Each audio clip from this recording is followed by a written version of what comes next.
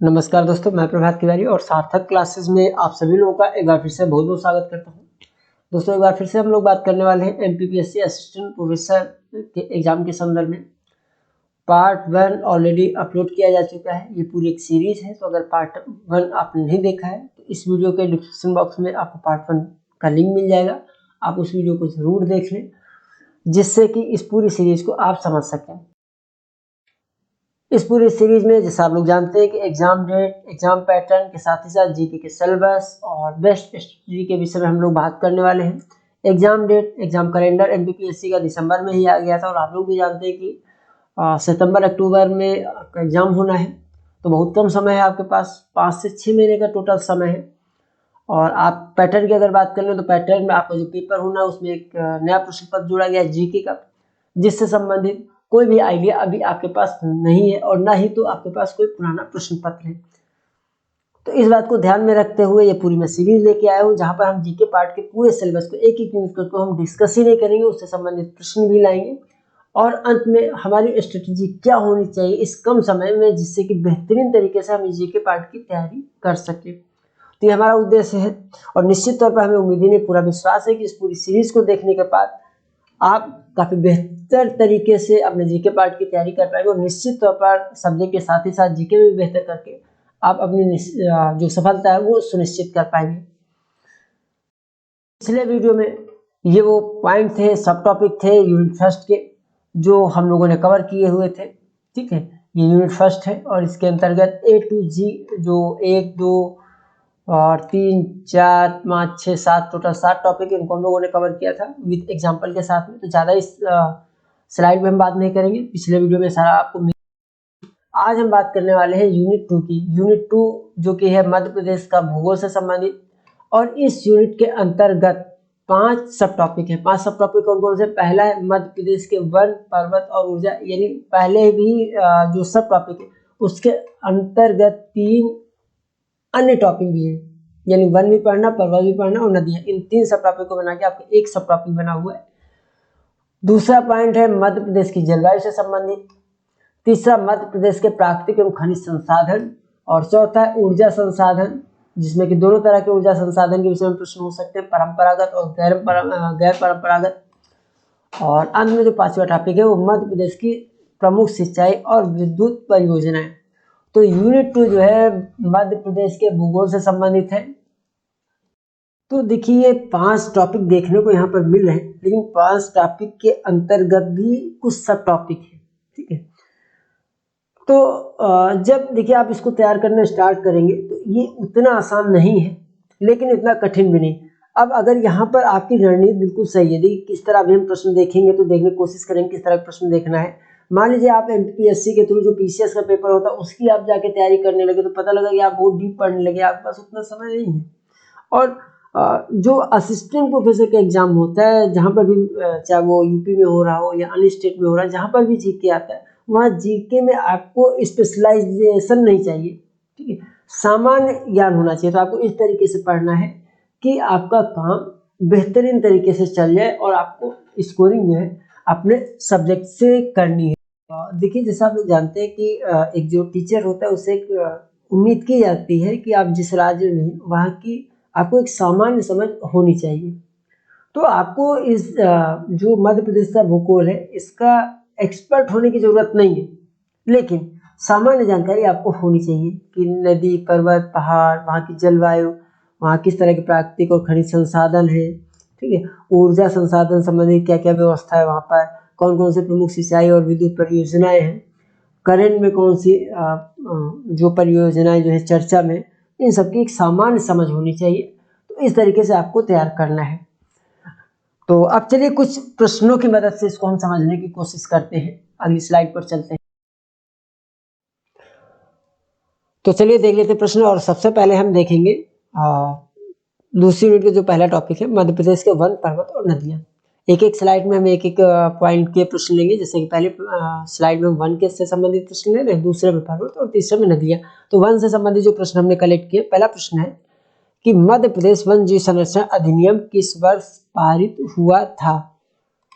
तो ये पारित हुआ था देखिए ऑप्शन आपके पास है 1972, 1973, 1974 या 1976। तो 1974 सही आंसर हो जाएगा। अगला प्रश्न है, Indian Institute of Forest Management Madhya Pradesh के किस शहर में स्थित है? भोपाल, इंदौर, जबलपुर या छतरपुर में? तो Indian Institute of Forest Management Madhya Pradesh के भोपाल शहर में स्थित है। ऑप्शन ए राइट आंसर हो जाएगा। और अगला प्रश्न है, मध्य प्रदेश राज्य में मुख्य रूप से किस प्रकार के वन पाए जाते हैं? तो मध्य प्रदेश राज्य में मुख्य रूप से जो वन पाए जाते हैं, देखिए ऑप्शन आपका है, पहला हिमालय के आर्द्र वन, दूसरा उष्णकटिबंधीय सदाबहार वन, तीसरा उपोष्ण पर्वतीय वन या उष्णकटिबंधीय मानसूनी वन।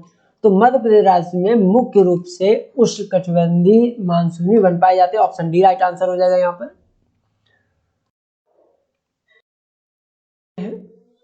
अब पर्वत से संबंधित कुछ प्रश्न हम लोग ले लेते हैं यहाँ पर।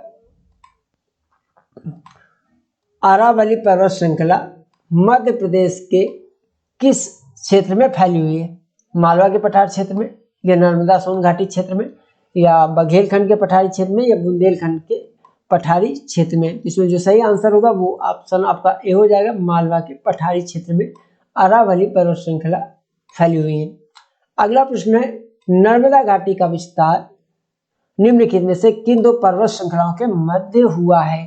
यानी वो कौन सी दो पर्वत श्रृंखलाएं हैं जिनके मध्य में नर्मदा घाटी का विस्तार हमको देखने को मिलता है? ऑप्शन पश्चिमी घाट और सतपुड़ा या विंध्याचल और अरावली, विंध्याचल और पूर्वी घाट या विंध्याचल और सतपुड़ा?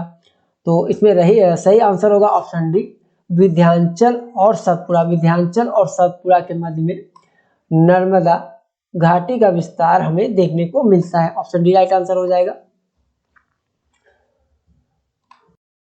अब हम नदियों संबंधित कुछ प्रश्न उदाहरण के तौर पर देख लेते हैं। तो पहला प्रश्न है, निम्नलिखित में से कौन सी नदी मध्य प्रदेश राजस्थान की सीमा का निर्धारण करती है? तो ये नदी आपकी जो पहले ऑप्शन देख लीजिए, चंबल नदी, बेतवा नदी, नर्मदा नदी या ताप्ती नदी। तो राइट आंसर इसमें हो जाएगा चंबल नदी। चंबल नदी जो है मध्य प्रदेश और राजस्थान की सीमा का निर्धारण करती है। तो ऑप्शन ए राइट आंसर हो जाएगा। अगला प्रश्न यहाँ पर हम लोग लेते हैं। अगला प्रश्न है, निम्नलिखित में से किस नदी की सहायक नदी चंबल है? यानी ऐसे कौन सी नदी जिसकी सहायक नदी जो है चंबल नदी है? ठीक है, बेतवा नदी, यमुना नदी, कावेरी नदी या नर्मदा नदी? तो इसमें से जो सही आंसर है वो है कावेरी नदी। कावेरी नदी जो है चंबल नदी की सहायक नदी है। ठीक है, किस नदी की सहायक नदी? चंबल नदी है, तो ये कावेरी नदी की सहायक नदी जो है चंबल नदी। तो ऑप्शन सी यहाँ पर राइट आंसर हो जाएगा। इकाई 2 का जो दूसरा टॉपिक है वह है मध्य प्रदेश की जलवायु। तो मध्य प्रदेश की जलवायु ये भी काफी इंपॉर्टेंट टॉपिक है और इसमें जलवायु से संबंधित प्रश्न समानता पूछे जाते हैं कि कैसी जलवायु पाई जाती है और वहाँ की जलवायु को कितने जोन में डिवाइड किया गया, इस तरीके के प्रश्न। तो काफ़ी अच्छे तरीके से इसको तैयार किया जा सकता है कम समय में।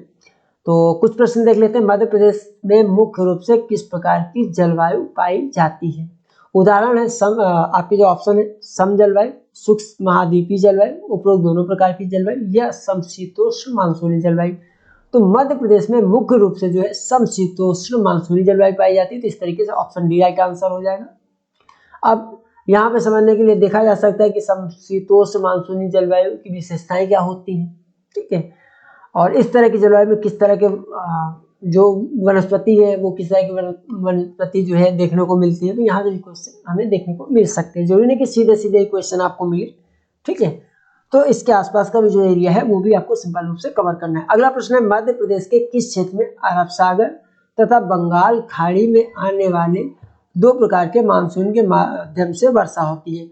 यानी आपको बताना है मध्य प्रदेश को कौन सा क्षेत्र है जहाँ पर अरब सागर से जो मानसून आता है और जो बंगाल की खाड़ी से मानसून आता है, दोनों में से जो है वर्षा होती है।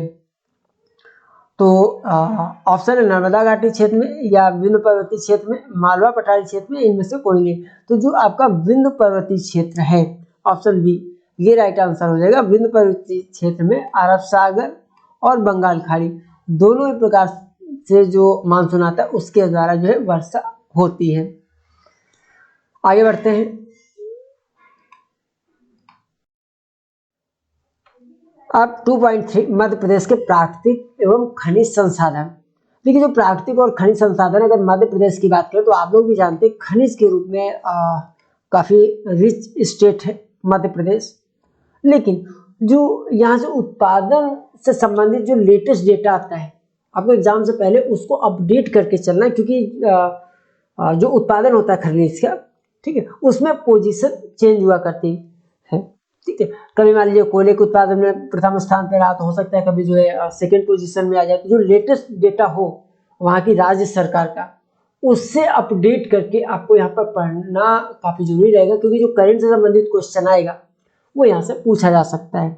और खासकर अगर किसी में मान लीजिए किसी खनिज के उत्पादन में इस वर्ष पिछले वर्ष जो है मध्य प्रदेश पहली पोजीशन में था देश में, और दूसरे वर्ष किसी कारणवश से जो है उसके प्रोडक्शन पे थोड़ा सा फर्क पड़ जाता है और वो दूसरे तीसरे पोजीशन पे चला जाता है, तो इस तरह के जो क्वेश्चन जो है जो मतलब न्यूज में रहते हैं ना क्वेश्चन, वो क्वेश्चन पूछे जा सकते हैं। तो इसलिए अपडेट रहना आपके लिए यहाँ पर जरूरी है, जो करंट का डेटा है प्राकृतिक और खनिज संसाधन से संबंधित। चलिए यहाँ पर हम कुछ क्वेश्चन देखते हैं। तो पहला क्वेश्चन है, मध्य प्रदेश में खनिज नीति को किस वर्ष घोषित किया गया था? और आपके जो ऑप्शन है 1983 में, 1990 में, 1995 में या 1999 में। तो इसका जो सही ऑप्शन होगा, मध्य प्रदेश में खनिज नीति को वर्ष 1999 में घोषित किया गया था। तो ऑप्शन डी राइट आंसर हो जाएगा। अगला प्रश्न है, मध्य प्रदेश में टंगस्टन कहाँ पाया जाता है? जैसा हमने बात की कि जो मध्य प्रदेश से खनिज के रूप में काफी रिच स्टेट है, तो बहुत सारे खनिज पाए जाते हैं यहाँ पर, और अलग अलग जिले में जो है अलग अलग तरीके खनिज का भी उत्पादन हमको यहाँ पर देखने को मिलता है। तो यहाँ पर थोड़ा आपको वो कहते हैं ना, थोड़ा सा रटने की प्रवृत्ति यहाँ पे आपको डालनी पड़ सकती है। कुछ फैक्ट्स आपको यहाँ पर याद करने पड़ सकते हैं रट करके, ठीक है, कर लिया जाएगा। लेकिन अभी प्रश्न है कि मध्य प्रदेश में टंगस्टन कहाँ पाया जाता है? झाबुआ में, बैतूल में, होशंगाबाद में या बड़वानी में? तो दिए गए ऑप्शन में मध्य प्रदेश में जो टंगस्टन पाया जाता है होशंगाबाद में पाया जाता है। ऑप्शन सी राइट आंसर हो जाएगा। तो ये कुछ दो क्वेश्चन हमने देख लिए। इस तरह अन्य भी क्वेश्चन बन सकते हैं, तो जब हम लोग प्रैक्टिस करेंगे, ठीक है, तो वहां पर और अच्छे क्वेश्चन को देखने की कोशिश करेंगे। तो जो प्रैक्टिस वाले भी वीडियो है उनको भी आप जरूर देखा करिएगा। सार्थक क्लासेस जो भी प्रैक्टिस का वीडियो आता है, क्योंकि जो प्रैक्टिस के वीडियो आते हैं वो सभी जीके जीएस से संबंधित ही आते हैं। तो कोई भी वीडियो अगर आप देख लेते हैं तो उससे आपका समय बर्बाद नहीं होगा, उससे आपको कुछ ना कुछ लाभ ही मिलेगा।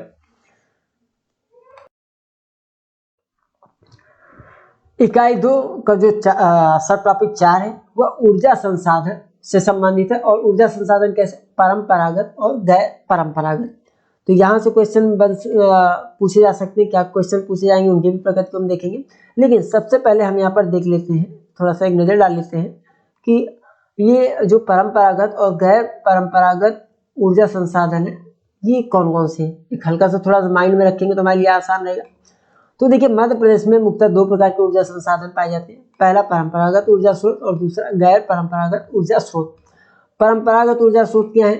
तो इसके अंतर्गत कौन कौन से आते हैं? जैसे कोयला है, विद्युत है, ताप और जल दोनों आ जाएंगे इसमें, ठीक है।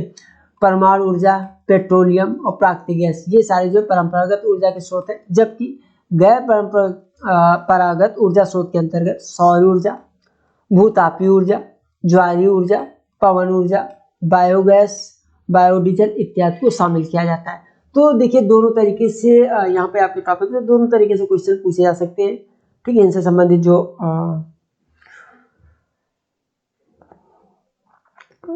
शोधन कल कारखाने लगे हुए हैं उनसे संबंधित क्वेश्चन हो सकते हैं, उत्पादन से संबंधित क्वेश्चन हो सकते हैं, करंट सिनेरियो क्या है इन ऊर्जा के उत्पादन में, यहाँ से भी क्वेश्चन हो सकते हैं। और बाकी जो स्टैटिक्स है जो पुराना, वो तो पूछा भी जा सकता है। कुछ एग्जांपल देख लेते हैं किसमें किस तरह के हमने क्वेश्चन यहाँ पर लिए हुए हैं। क्वेश्चन देखने से पहले एक छोटी सी जानकारी जो आप लोगों के साथ शेयर कर ले।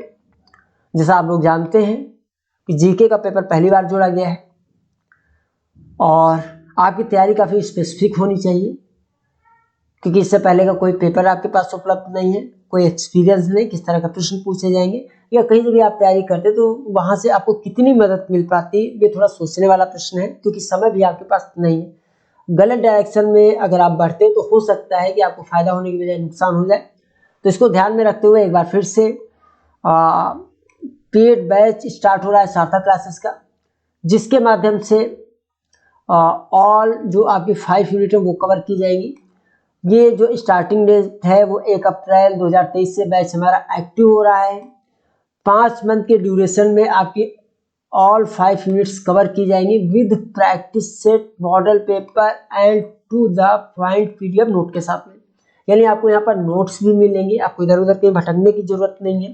टू द पॉइंट नोट तैयार किए हुए मिलेंगे, जिससे कम समय में उनको पढ़ाई ना जा सके, बल्कि एग्जाम से पहले रिवाइजन किया जा सके। टॉपिक वाइज, यूनिट वाइज आपको प्रैक्टिस सेट और मॉडल पेपर भी उपलब्ध कराए जाएंगे, जिससे कि जो आप पढ़ते जा रहे हो उसका आप रिविजन भी कर सके सही तरीके से। ऑल 5 यूनिट इसमें कवर की जाएंगी, ठीक है। 1 अप्रैल से स्टार्ट होकर 5 महीने में कोर्स कवर कर लिया जाएगा, ठीक है। हमारा प्रयास यही रहेगा, ठीक है। और इन केस, वैसे तो एग्जाम कैलेंडर के हिसाब से सितंबर अक्टूबर के मध्य आपका एग्जाम हो जाना है। इन केस अगर एग्जाम आगे बढ़ जाता है तो उस केस में इस पूरे कोर्स का एक्सेस जो है आपको टिल द रिटन एग्जाम उपलब्ध करा दिया जाएगा, और इसके लिए कोई भी एक्स्ट्रा चार्ज आपसे नहीं लिया जाएगा, ठीक है। फीस की बात करें, देखिए फीस हमने यहाँ पर फिर से मेंशन कर दी है, इसलिए बहुत सारे लोग केवल इसलिए मैसेज करते हैं ना कि फीस जान लेते क्या है, तो मत इसके लिए आप अपना समय मत बर्बाद कीजिएगा। अगर आप जुड़ना नहीं चाहते फीस ही केवल अगर आप जानने के लिए भी मैसेज करना चाह रहे हैं तो फीस यहाँ पे 2000 रुपये वन टाइम पेमेंट है, नॉन रिफंडेबल है, ठीक है। और अधिक डिटेल्स के लिए आप हमें व्हाट्सएप कर सकते हैं 9506543831 पर और जानकारी प्राप्त कर सकते हैं।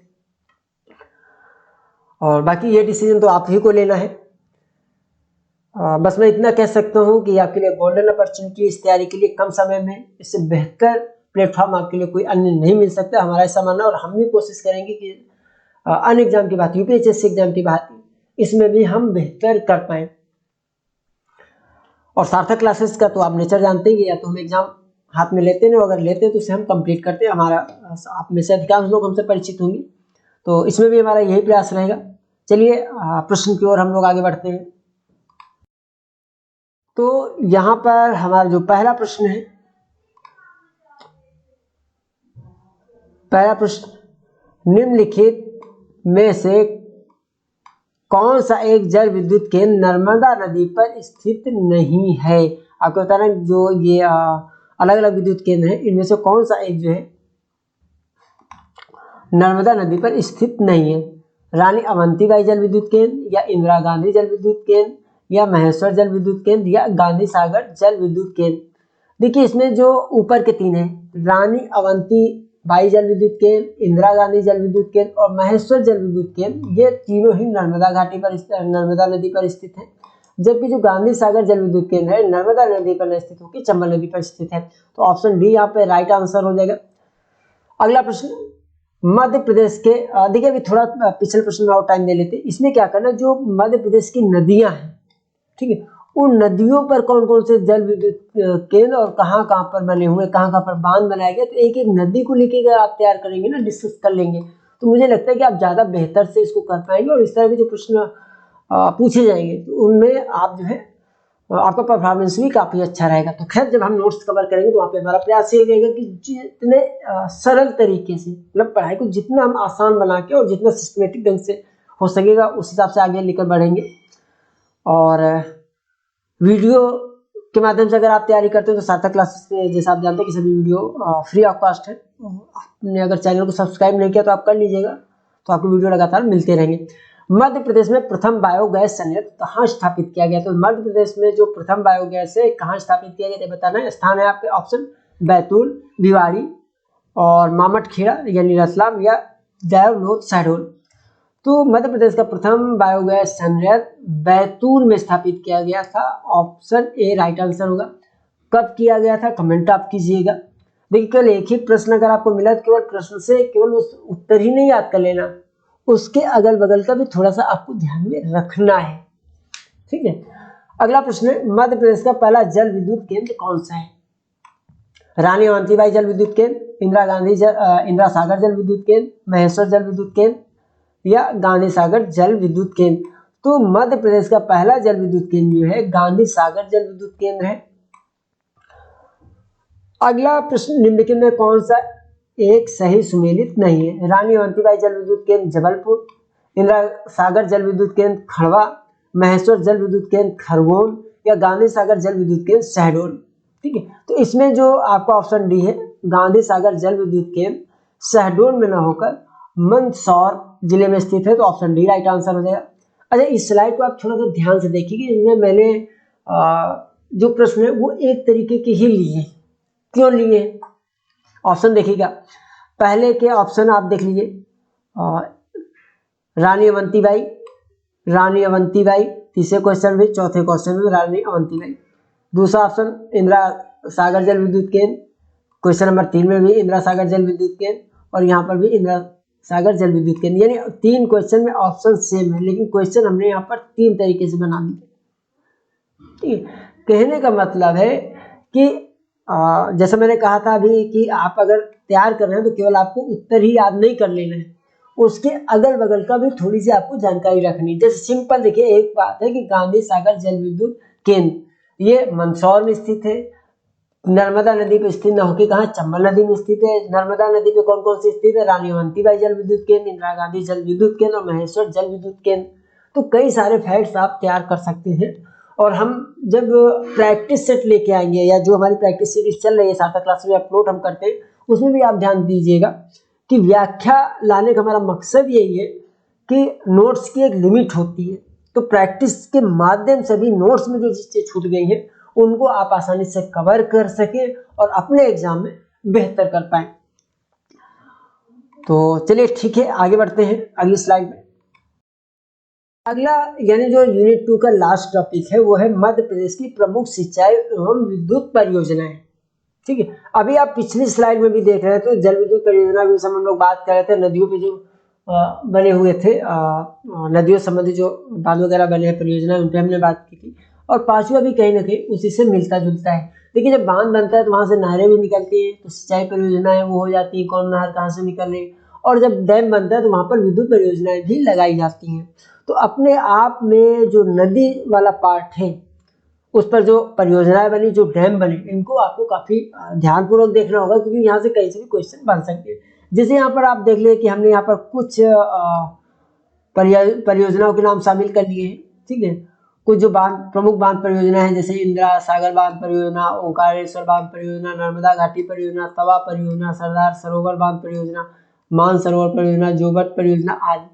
अब जब कोई नदी बहती है तो देखिए होता है क्या, वो ऐसा नहीं कि केवल वो जो है एक स्टेट में ही सीमित हो। ठीक है, वो कई स्टेट को टच करती हैं। तो इस तरीके से कई सारी बांध परियोजनाएं ऐसी होती जिससे केवल वो राज्य ही लाभान्वित न होकर के पड़ोसी राज्य भी लाभान्वित होते हैं। तो यहाँ पर मध्य प्रदेश से जो भी नदी बह के गुजर रही है, अगर उसके रास्ते को आप ध्यान दे लेंगे तो वहां से एक फैक्ट आपको और तैयार हो जाएगा कि उनमें से जो बांध बने उनसे कौन कौन से राज्य लाभान्वित हो रहे हैं। जैसे मध्य प्रदेश की सीमा उत्तर प्रदेश से लगती है, तो ऐसे कौन कौन से बांध हैं जिससे मध्य प्रदेश और उत्तर प्रदेश को लाभ हो रहा है। ऐसे कौन कौन से बांध है जिससे मध्य प्रदेश और गुजरात दोनों लाभान्वित हो रहे हैं। ऐसे कौन कौन से डैम है, ठीक है, जिससे मध्य प्रदेश महाराष्ट्र दोनों लाभान्वित हो रहे हैं। ऐसे कौन कौन से डैम है जिससे महाराष्ट्र और गुजरात लाभान्वित हो रहे हैं। तो इस तरीके से, ठीक है, तो कुछ बांध जो प्रमुख बांध परियोजना है, जो विद्युत परियोजना है, इनको आपको एक टेबल के माध्यम से तैयार करना होगा, सारे फैक्ट्स एक जगह कवर करने होंगे। उस तरीके से अगर आप तुलनात्मक रूप से तैयार करेंगे तो मुझे लगता है कि जो कंफ्यूज होने की स्थिति उससे आप बच जाएंगे। और हमारा जब हम लोग तैयारी करेंगे तो इसका हम विशेष ध्यान भी रखेंगे। अब एक प्रश्न देख लेते हैं, निम्नलिखित में कौन सी नदी घाटी परियोजना मध्य प्रदेश और गुजरात की संयुक्त परियोजना है। निम्नलिखित में कौन सी नदी घाटी परियोजना मध्य प्रदेश और गुजरात की संयुक्त परियोजना है। महानदी बेसिन परियोजना, नर्मदा घाटी परियोजना, तवा परियोजना, ये तुंगभद्रा घाटी परियोजना। तो दिएगा ऑप्शन में नर्मदा घाटी परियोजना जो है मध्य प्रदेश और गुजरात की संयुक्त परियोजना है। तो इस तरीके से अब यहाँ पे मैंने एक ही क्वेश्चन लिया है, वीडियो लंबा हो जाएगा। तो इस तरह के अन्य भी क्वेश्चन हम लोग देख सकते हैं, बहुत सारी परियोजनाएं और सबसे क्वेश्चन बन सकते हैं। उनकी जो बांध, उनकी क्षमता से संबंधित प्रश्न बन सकते हैं। उन बांध से कौन कौन सी नहरें निकल रही हैं, उनसे कितना क्षेत्र सिंचित है। ठीक है, तो बहुत सारे क्वेश्चन बनेंगे, तो उसको एक एक करके कवर करेंगे तो आसानी से कवर हो जाएगा। देखिए, वैसे कहने तो 5 यूनिट है, कुछ नहीं, लेकिन जब आप उसको तैयार करना स्टार्ट करते हैं ना, तब लगता है कि वाकई में कंटेंट कितना आपको तैयार करना है, क्या आपके पास समय। और ऐसा ना हो जाए कि आप 1 यूनिट का एक ही टॉपिक पढ़ते रहे और आपका समय निकल गया, बाकी चीजें छूट गई। तो फिर भाई हम पढ़ क्यों रहे हैं। हमारा पढ़ने का एक उद्देश्य है कि हमारी जो परीक्षा आने वाली है उसमें हम बेहतर कर पाए। तो रणनीति तो हमें बनानी ही पड़ेगी। गलत तरीके से आप तैयारी करेंगे, गलत प्लेटफॉर्म पे आप जाके तैयारी करेंगे तो सीधी बात है रिजल्ट भी गलत होगा। तो सिलेक्शन आपका बहुत सटीक होना चाहिए। चलिए आगे बढ़ते हैं। तो इस तरीके से आपने देखा कि इकाई 2 में हम लोगों ने ठीक जो आपका पाठ्यक्रम है उसको कवर किया है कि मध्य प्रदेश के वन, पर्वत और नदियाँ, दूसरा मध्य प्रदेश की जलवायु, मध्य प्रदेश के प्राकृतिक और खनिज संसाधन, ऊर्जा संसाधन दोनों तरीके से परंपरागत और गैर परंपरागत, और अंत में 5वां मध्य प्रदेश की प्रमुख सिंचाई और विद्युत परियोजनाएं। सभी टॉपिक को एग्जाम्पल की मदद से हमने समझने की कोशिश की है, जानने का प्रयास किया कि क्या इसके अंतर्गत आपको पढ़ना है। यूनिट 2 के अंतर्गत में यूनिट 1 को पिछले वीडियो में मैंने ऑलरेडी कवर कर लिया था। तो इस तरीके से आप देखिए कि अगर आपकी रणनीति सही रहती है, और सच वैसे मैं आपको बताऊं ना कि आपका पाठ्यक्रम आपको बिल्कुल याद हो जाना चाहिए। अगर पाठ्यक्रम आपको याद रहता है तो जब भी आप तैयारी करते हैं तो एक सबसे बड़ा फायदा ये रहता है कि आपको हमेशा ही याद रहता है क्या पढ़ने जाना है, क्या नहीं पढ़ना है। और अगर ये माइंड हमारे माइंड में रहती क्या पढ़ने जाना है, क्या नहीं पढ़ना, तो सच मानिए आपका आधा काम ऐसे ही हो जाता है। और मैं तो खैर खासकर इस बात का विशेष ध्यान रखता हूँ कि अपना जो इतनी मुश्किल से समय में निकाल पाता हूँ, इतना बहुमूल्य समय में निकाल पाता हूँ, तो उसमें कहीं भी कोई ऐसी चीज़ मैं ना बना पाऊँ जिससे कि समय की बर्बादी हो, ना वो आपके मतलब को ना हमारे मतलब को हो। ठीक है, तो इसका अगर आप ध्यान रखें तो अच्छा रहेगा। और बाकी पेड बैच के लिए अगर आप जुड़ जाते हो तो आपके लिए ज़्यादा बेहतर रहेगा। बार बार मेहनत करने से अच्छा है कि एक बार में सही डायरेक्शन में मेहनत कर ली जाए और सफलता ले लिया जाए, क्योंकि समय आपके पास बहुत कम है। और गलत रणनीति या गलत डायरेक्शन में अगर आपने तैयारी करने स्टार्ट किया तो फिर इतना समय नहीं कि उसको आप रिकवर कर पाए। तो आई होप बाकी आप लोग स्वयं समझदार हैं। तो अब हम लोग क्या देखेंगे, तो हमारा जो नेक्स्ट वीडियो होगा उसमें हम यूनिट 3 पे बात करेंगे, मध्य प्रदेश की राजनीति एवं अर्थशास्त्र। इसके अंतर्गत जो आपके टोटल 7 टॉपिक हैं, 1 2 3 4 5 6 7 यहाँ पे आप देख पा रहे हैं, इनको हम कवर करेंगे। और तो वेट करते रहिए, बने रहिए हमारे साथ। बहुत जल्द हम मिलते हैं नए वीडियो में, नए प्रश्नों और नई इकाई की व्याख्या के साथ में। आपको हमारा वीडियो कैसा लगा आप हमें कमेंट जरूर कीजिएगा। आज के वीडियो में इतना ही, हम आपसे फिर मिलते हैं अगले वीडियो में कुछ नई जानकारी के साथ। तब तक के लिए नमस्कार।